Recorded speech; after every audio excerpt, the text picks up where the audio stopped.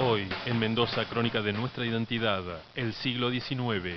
La autonomía de la provincia se bifurca en facciones que pugnan por el poder. Las transformaciones económicas, políticas y culturales que ilustran a Mendoza con las nuevas ideas europeas y la ruptura con el pasado español y la ruptura con el presente urbano de la ciudad que recibe el llamado de la tierra.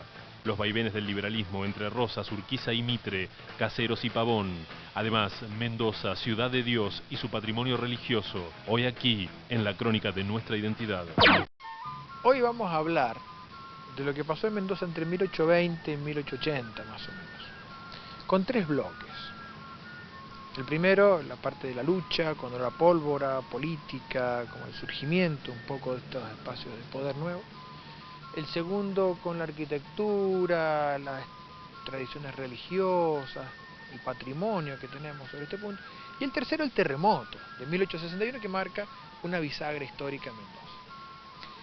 Comenzamos con este primer bloque, las posiciones con la fuerza, con los fusiles, con los cañones, guerras civiles, sables, inestabilidad, rivalidades. Dos gobernadores de Mendoza son muertos por los ataques de los pincheiras.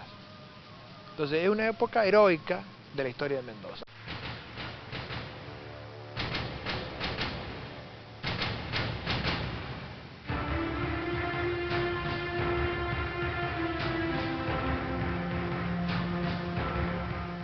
Los años que transcurrieron entre 1820 y 1880 tuvieron tal intensidad en Mendoza que resulta difícil acotarla a los 60 años que esas fechas comprenden. Hacia 1820 la autonomía escapa de los yugos centralistas, tanto en Mendoza como en la mayoría de las provincias argentinas, donde se va instaurando un esquema de poder amparado en la legalidad republicana, en el que el espacio político local encuentra expresión a través de las nuevas normas e instituciones. Mendoza asiste en ese momento, en 1820, a un contexto muy complicado desde el punto de vista político, porque justamente lo que se rompe en 1820 es la antigua gobernación de Cuyo. Esa gobernación de Cuyo que había sido creada bajo el régimen revolucionario y que a partir de 1820 va a dar origen entonces a tres provincias autónomas o soberanas. La inestabilidad de los años 20 no impide que las nuevas instituciones provinciales pervivan a los convulsionados tiempos de la política provincial y nacional.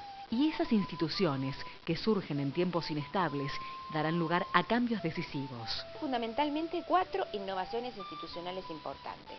Una es la reforma electoral, la otra es la supresión del cabildo, la otra es la organización de la justicia y también el reglamento de estancias que marca un punto de inflexión importante en la presencia del Estado, de un Estado, podemos decir, entre comillas, muy precario y al mismo tiempo, pero con un perfil muy moderno, de instalar una administración más eficiente o más efectiva en la campaña como en la ciudad.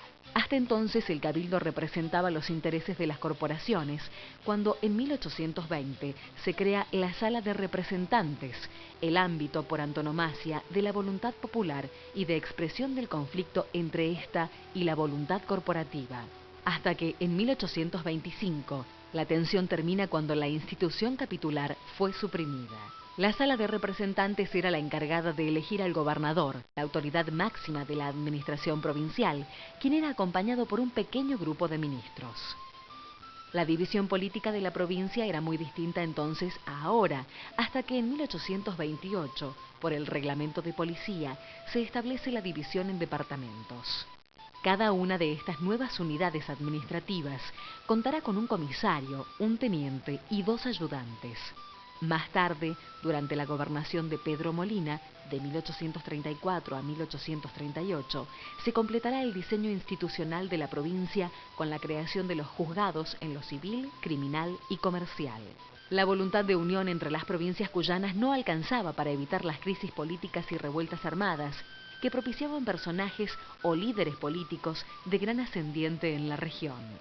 En este esquema de poder, la figura de Pedro Molina, quien vivió entre los años 1781 y 1842, ocuparía un lugar destacado. Si bien los caudillos son importantes y si bien las milicias urbanas y rurales son importantes, esto no quiere decir que estos actores monopolicen absolutamente la vida política ni en Mendoza ni en otras regiones en la Argentina. Tras las elecciones de 1834, Molina es electo gobernador y como tal se caracterizará por el endurecimiento del régimen político y la subordinación de Mendoza a la Federación de Rosas. Sin embargo, el equilibrio político conseguido en los años de la gobernación de Pedro Molina se resquebrajará sensiblemente ante el nuevo estallido de la guerra civil entre las provincias. 1852 supuso el fin de la Confederación Rosista y este suceso, es decir, la derrota de Rosas en Caseros, supuso o abrió el ciclo constitucional, la reunión del Congreso Constituyente y la sanción de la Constitución de 1853. La mayoría de los federales mendocinos no tardarán en adherir al vencedor de Rosas y nuevo líder de la Confederación Argentina, el gobernador entrerriano Justo José de Urquiza. La Constitución Nacional dará impulso a Mendoza en el término de un año a sancionar su propia Carta Magna en 1854. Esta Constitución lo que hace es dar nuevas reglas del juego a los grupos políticos en la organización del poder provincial. A partir de 1853, con la sanción de la Constitución Nacional, la Argentina cuenta con un programa de país. Un país que apunta a la modernización y al progreso, con el liberalismo económico como guía de ruta, por la que transitarían el federalismo y el liberalismo, con la tácita supremacía de la Buenos Aires, gestada en la época de Rosas.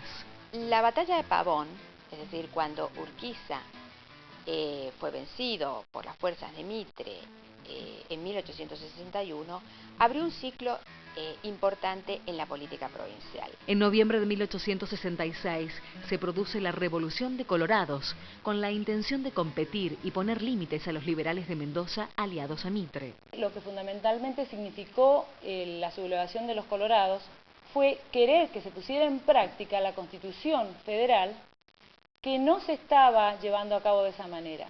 Los rebeldes serían derrotados al año siguiente. Sin embargo, en ese corto tiempo, habían logrado controlar el territorio provincial y extender su influencia en las vecinas provincias de San Juan y San Luis. Tras la derrota colorada, es preciso convocar a nuevas elecciones, que enfrentará a dos grupos que responden a las figuras de Carlos González y Francisco Civit, personajes de amplia trayectoria en la política provincial. La reconversión de la economía regional fue una cuestión familiar para los empresarios mendocinos que se animaron a cambiar. Y es que precisamente la familia se constituye en la célula básica de la economía, en nombre de parientes que comparten junto a la sangre la empresa. Para las familias cuyos negocios no lograban sino reconvertirse en ruinas de un ocaso, siempre quedaba para sus hijos la esperanza en el amanecer de un nuevo linaje.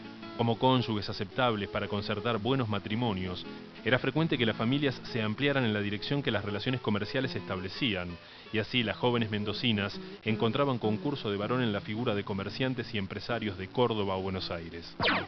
En el próximo bloque, Mendoza, ciudad de Dios, el patrimonio religioso de la Mendoza colonial, época de capellanías surgidas a partir de las herencias de las almas. Los temores espirituales se alimentan de materia y el cielo es un lugar que puede ser comprado en la tierra. En instantes regresamos con nuestra historia.